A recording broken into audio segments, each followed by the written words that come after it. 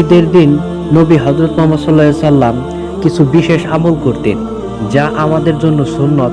এখানে তার কিছু আমল উল্লেখ করা হলো। 1 নাম্বার, গোসল ও পরিপাটি হওয়া। ঈদের নামাজের আগে তিনি গোসল করতেন, পরিষ্কার পোশাক পরতেন এবং সুগন্ধি ব্যবহার করতেন। 2 নাম্বার, কিছু খাওয়া। ঈদ উল ফিতরের দিনে তিনি নামাজের আগে বেজোড় সংখ্যার খেজুর খেতেন, যেমন 3, 5, 7, সহিহ বুখারী 953। 3 নাম্বার, তাকবীর পড়া। ঈদের দিন তিনি উচ্চ স্বরে তাকবীর বলতেন, আল্লাহু আকবার, আল্লাহু আকবার, লা ইলাহা ইল্লাল্লাহু, আল্লাহু আকবার, আল্লাহু আকবার, ওয়ালিল্লাহিল হামদ। 4 নাম্বার, ঈদের নামাজ পড়া। তিনি ঈদের নামাজ খোলা ময়দানে আদায় করতেন এবং নামাজের জন্য আলাদা আজান বা ইকামত দিতেন না। 5 নাম্বার, পায়ে হেঁটে যাওয়া ও ফেরা। নবীজি ঈদের নামাজের জন্য এক পথ দিয়ে যেতেন এবং অন্য পথ দিয়ে ফিরতেন। সুনানে তিরমিজি 538। 6 নাম্বার, সালাম ও খুশি স্মরণ।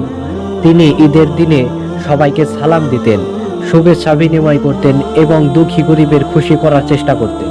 গল্পটি ভালো লাগলে অবশ্যই লাইক, কমেন্ট, সাবস্ক্রাইব করে পাশে থাকবেন।